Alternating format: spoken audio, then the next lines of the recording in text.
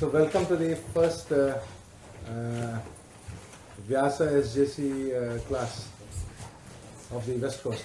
This was a dream that one day we'll start this class. This was one of my most important. I knew that if SJC has to take off in the US in a proper way, it has to be over here. Normally the SJCs throughout the world, we name it after a Rishi, and it's normally after Rishi. So the person who is to normally ensure that the classes go on, one of my students, he's given the choice of choosing the name of a Rishi that he likes very much. And Freedom wanted that we started this Vyasa SJC. See, the important thing about these classes, number one, first I'll give you a brief synopsis of what we are doing and why we are doing it. And then we'll discuss about why and how we should do it before we go into the first class and what we should do about it. So, firstly, the classes are free, right, Freedom? You're going to keep it that way? Good. Let's be very clear on it. The classes are free. Nobody has to pay anybody anything for coming for these classes. These classes basically are meant to share knowledge. Okay? Guru is anybody who is saying something. Shishya is anybody who is receiving the knowledge. Some people, like people walking in a row. Some people are ahead of others, that's all. Guru is not God. Guru is not a Diksha Guru. That means he is not somebody who is taking you towards spirituality. He is not a spiritual master. Let's be very clear on that. He has no right to be a spiritual master. The Jyotish Guru has no right to be a spiritual master. I am very, very clear on that. It's free because if it is not free, the teacher will be very restricted in his teaching. That is the reason why it used to be free in the tradition. It was always free, so that I can speak freely. I mean, I'm not thinking that I have crossed an hour or 2 hours or 3 hours. There is no restriction. I am free to speak my mind. Complete and total freedom, because there is no money involved over there in the first place. That is the reason why it was free. If it is not free, that freedom will not be there. You lose out on the freedom. That restriction comes up. That is the reason why the teaching in the tradition was always kept free. Now, the reciprocation was in the form of dakshina. So the students would ensure that the teacher never went without food. He always had his basic needs fulfilled. There were some who were richer, some who were poorer. They would give based upon the means. But in the modern world, that doesn't happen. So if we are going to have a course in the future as we have planned, it is natural that some students who we expect to take the course and who will take a degree from the course or things like that, Vila is working on that, planning on that, will probably pay for the course, right? Yeah. But we'll try to keep it as reasonable as possible. But that is different anyway from these classes. Just because you're coming for the classes, it doesn't mean you have to take the course. I'll be very clear on that also. It's purely optional. There is no this thing. And I'm hoping that this group will grow into a very nice friendship circle on Jyotish. It is all about friendship. Nobody is anybody superior. Okay? Now, the tradition. The tradition traces itself back in Orissa to Chaitanya Mahaprabhu. It is said that the tradition lineage had somehow dwindled and things had gone down very much in Orissa after the all kinds of invasions and wars and all that we had. So Chaitanya Mahaprabhu revived it. Now, that's the first and important statement, that Chaitanya Mahaprabhu has revived the tradition. Now, when we say Chaitanya Mahaprabhu has revived the tradition, the question is, who gave him the authority to revive the tradition? Who is he who can revive a tradition? For this, the authority we get is from Brihat Parashara Parashastra, chapter on avatars, which we will be doing today. And why did he revive it? How did he revive it? How did he go about it? Is one issue. Anyway, it comes down to through a disciple of his called Achyuta. And this person's father was, Achyuta was a Shudra by birth and became a Brahmin by karma. Isn't that fascinating? It is clearly mentioned in his book that I was a Shudra at birth and because my father was a Shudra by his profession. And I was upgraded to a Brahmin because of my karma. So that means even at the time of Chaitanya Mahaprabhu, caste was not hard and fast. It all depended upon what you are working, what you are doing. So we will go into caste today also a little bit, because we have to understand gunas. Guna is very important. So today's discussion is going to be on gunas also. These are the foundations of Jyotish. And what else I need to talk about tradition? The tradition then went on, it went on from student, teacher. And the tradition was completely centered around the Konarak temple, not the Jagannath temple. The main temple around which our tradition is centered is the Konarak, is the sun temple.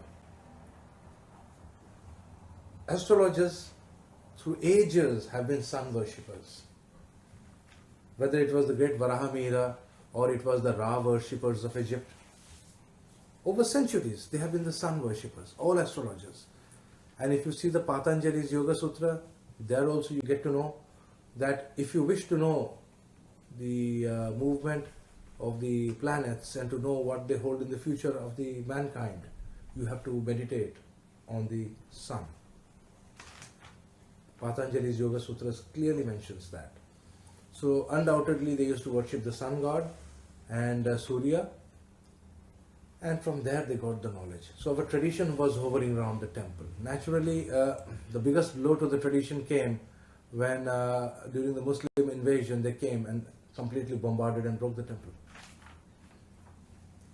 So naturally they completely devastated the temple. And then they were going towards Puri to break the Puri temple. But the astrologers of the king's court of Puri, they were far more smarter than the Bhuvneshwar king. And they were far too intelligent. That must have been one of my forefathers. Thank God. He said, it's stupid to fight these bombs. You can't, they're coming with cannons. You can't fight them. You need brains to beat them. Because these people don't have brains. Be sure of it. So what they did was they put lime on top of the temple. And when the Muslim invaders came, instead of running with guns and swords to this thing, they went and welcomed them with flowers. Come in, come in, come in. So they were shocked. So they said, okay, so they're giving up without a fight. So then they said, we want to break the temple. I said, why? It's made of lime, it will fall down anyway. They looked at it, so they went, poked on it and things like that. They said, oh, it's made of lime. They said, are they fools? They built a thing of lime. What kind of fools would have built it in life? They left it and went away. The temple stands today. So who was a fool and who was intelligent? You see that? So that was the thing. So the tradition sort of went down after that. And then the British came to India, and naturally when they see a beautiful piece of art, it must be a part of the British Museum. That is their tradition. So today I had the pleasure this time, I used to pray that I don't wish to die in this planet without seeing the sun god.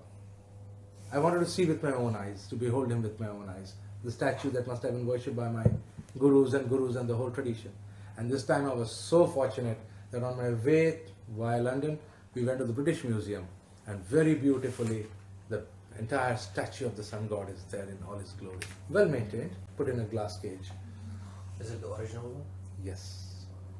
When I looked at it, I had two conditions, I told Sarvani. I look at it and I know it is from there. It will be black stone, shining, so well polished that some of the best machines today cannot polish it. And he'll be wearing boots. The sun god wore boots. That means there was at that point of time a culture in which people wore shoes in that country. This is from Konarak Temple. And not only that, the Navagrahas which were worshipped are also there, beautifully kept in the British Museum, but not in the main room. It's in the upper room. They have been kept on a separate thing, hidden away from the. If you can find it there, go and see. It's exquisite.